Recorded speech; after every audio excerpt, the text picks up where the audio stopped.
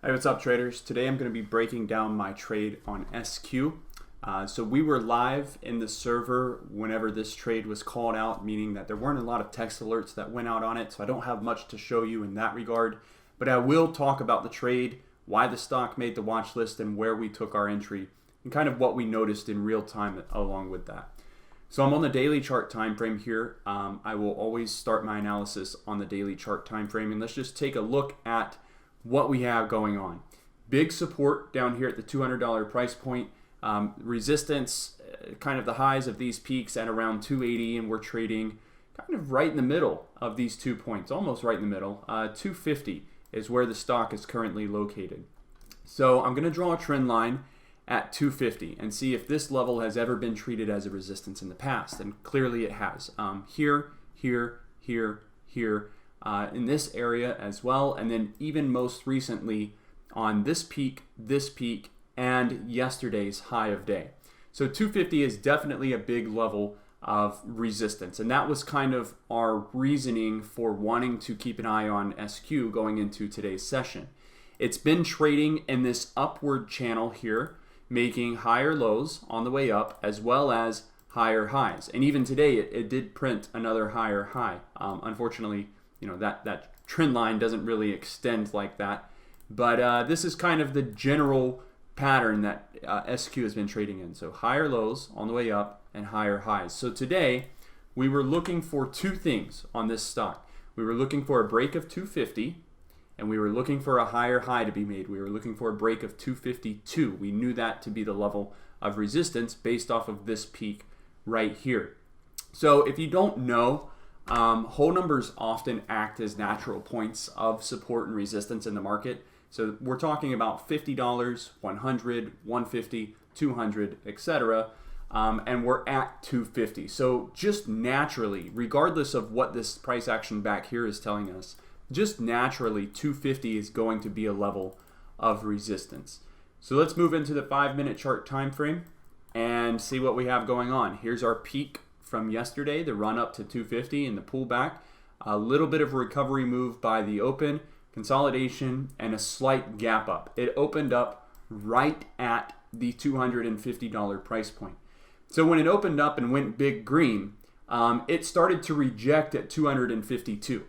And this was something that we already knew was likely going to happen. Why would we think that it would reject at 252? Well, because this is where this wick is at, right? Up until this point, the only resistance was at 250. So given that it opened up over 250 and went big green, the next point of resistance is going to be 252. So we never chase this initial move up. We always wait for the dip entry. We ideally wanted it to pull back to 250, but we never got that pullback perfectly. So this in itself started to move sideways. So what we do is watch the 1-minute chart time frame at the same time as the 5-minute chart time frame, and this allows you to get a better understanding of what's going on with the stock in more detail. So that in turn translates to you possibly getting better entries.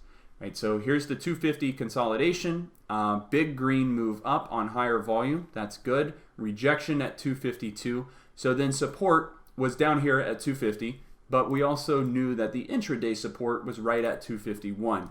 This started to form what's kind of known as a bull pennant pattern. It is on the 1-minute chart time frame, so it's not super significant. Patterns on the 1-minute chart time frame usually aren't that strong, but it is something that you can use to indicate breakouts or identify where to get an entry point at.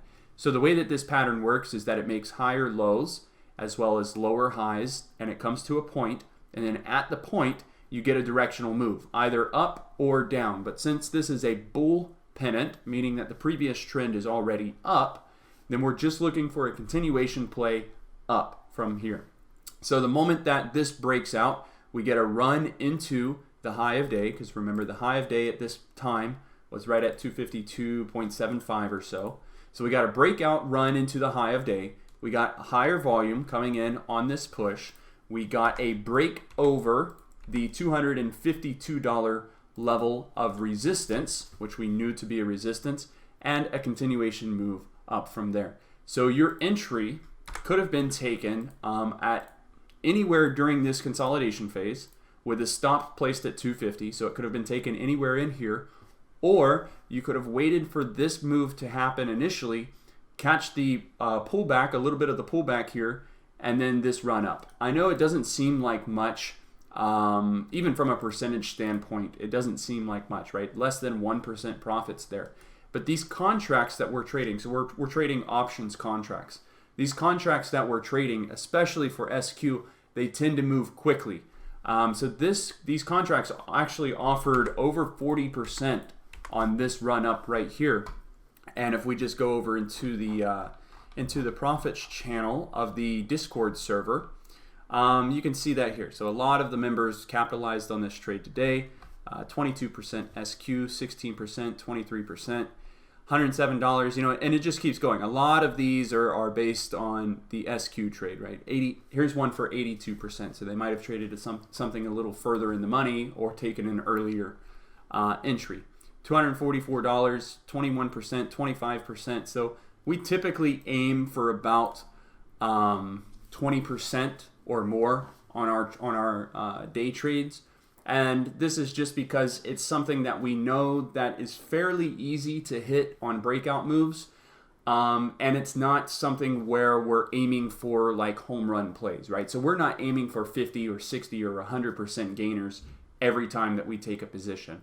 By aiming for 20% gainers, what we're allowing ourselves to do is just take base hit trades. And by taking these base hit trades, we can rinse and repeat these strategies on a daily basis and take base hit plays, 4 days out of the week or 5 days out of the week. So 20% with the same amount of capital taken 5 times winds up being 100% growth. Know what I mean? So the math works out for you in the long run.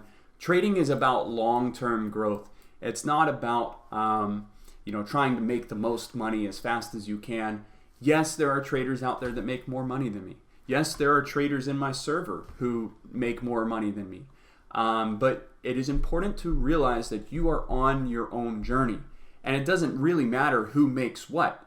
I mean, you can be happy for those people, right? You don't hate on them, right? They're if anything, they should be an inspiration. So be happy for those people, but don't compare yourself to those people. We have members in my server who are trading with $500 or $600 accounts, and they're making $20, $30 a day.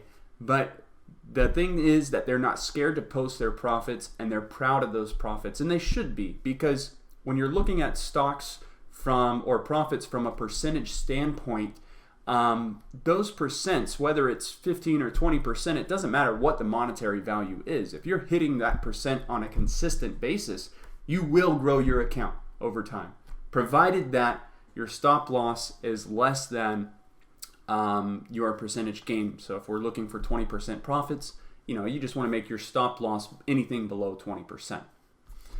All right, so that was our trade and breakdown on SQ. We were looking for the dip entry, the pullback dip entry right here. There was a possible scalp, understanding that old resistance here could be validated as new support. There's a possible scalp there.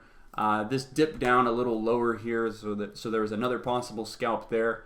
But neither of those dip entries we took. And then this dip entry here was a possible scalp for the run up to 253. But here's what I was telling my team in real time. We're watching the 5-minute chart time frame on SQ. And so I use a strategy, which I've detailed in another video, called the trend line break strategy, where you draw yourself a trend line from the high of day, from the peak, connecting the initial rally and every rally beyond that. So your trend line would kind of look something like this. And until you get a break of this downward trend line, you don't have a trend change. So at this time, SQ is still making a high, a lower high, a lower high. It's on a downtrend, right? And we were looking for 250 to hold because we were like, well, in real time, this does look like something that could be shaping up some sort of pennant, but ultimately it broke below, made a new low of day, and took the trade out of commission for us. So there is still a possible trade from here if this were to break over like 249 and run, but now at this point we know 250 is overhead. That's a likely resistance. We also know that VWAP is overhead. That's a likely resistance. So the trend is down. The trend is your friend. Going long at this point, it's almost not worth it unless you're just taking scalp trades and scalp positions. So just one trade offered on SQ, unless you took one of these dip entries for a scalp, but that was our big breadwinner for the day. That is it. That's all that I have for you on the SQ trade. This is a range that is shaping up on the daily chart time frame, and it's still relevant, by the way.